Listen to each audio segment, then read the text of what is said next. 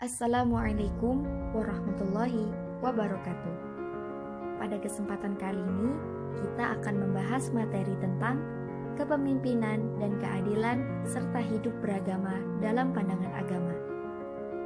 Pada kesempatan kali ini dan pada materi kali ini, kita akan ada 3 pembahasan.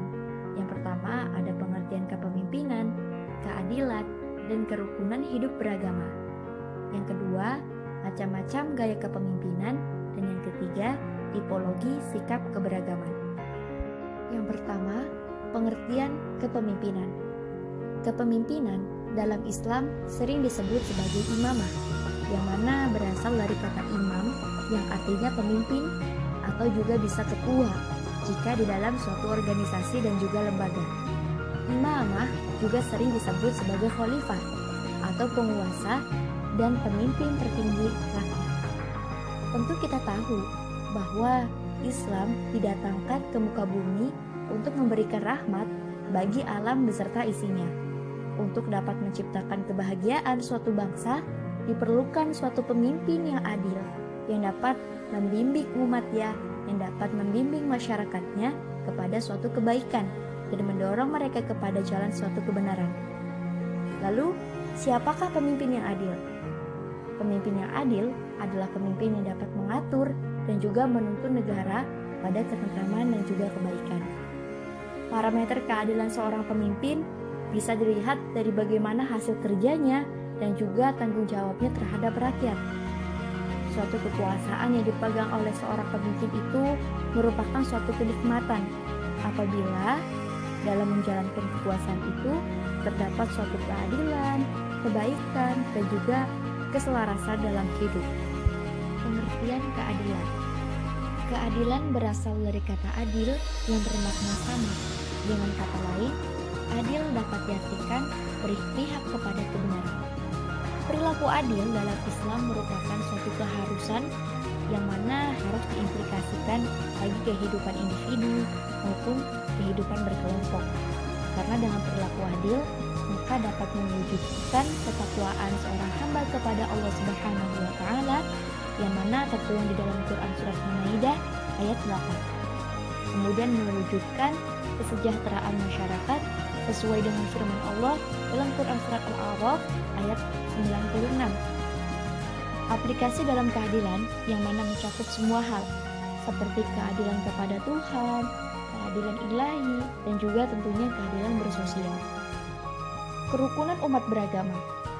Kerukunan hidup beragama berarti bagaimana sih hidup dalam suasana yang damai, tidak bertengkar walaupun berbeda agama. Tujuan dari kerukunan hidup beragama yakni untuk memotivasi dan mendiminasisikan semua umat beragama agar dapat ikut serta dalam pembangunan bangsa. 2. Macam-macam gaya kepemimpinan. Secara umum, gaya kepemimpinan terbagi menjadi 5. Yang pertama, gaya demokratis. Yang kedua, gaya autokratis. Yang ketiga, gaya transformasional.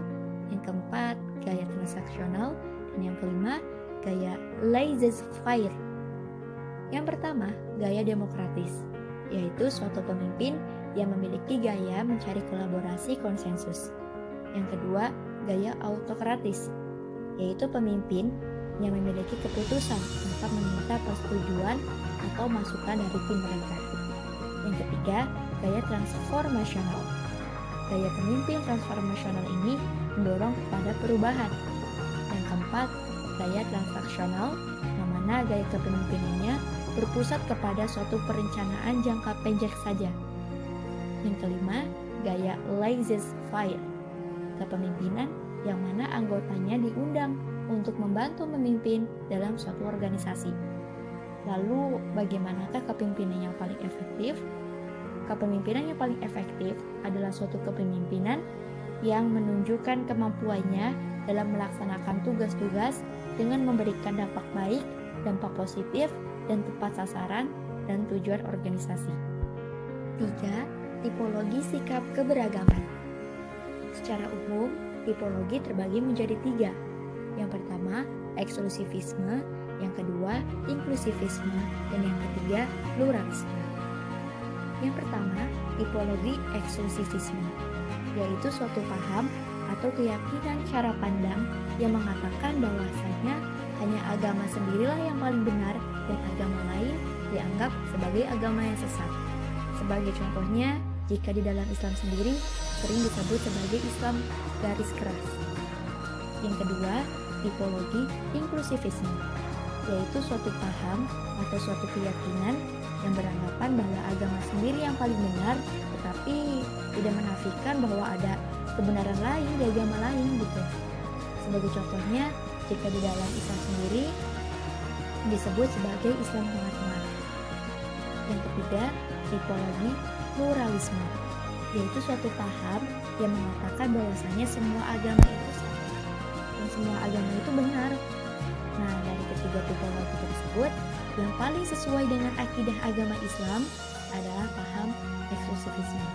Karena apa teman-teman?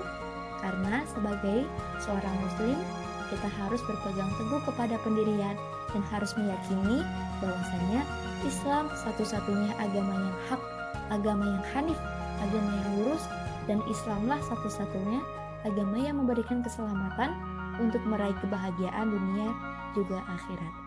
Baik, itulah materi tentang kepemimpinan dan keadilan serta hidup beragama dalam pandangan agama. Terima kasih atas perhatiannya. Wassalamualaikum warahmatullahi wabarakatuh.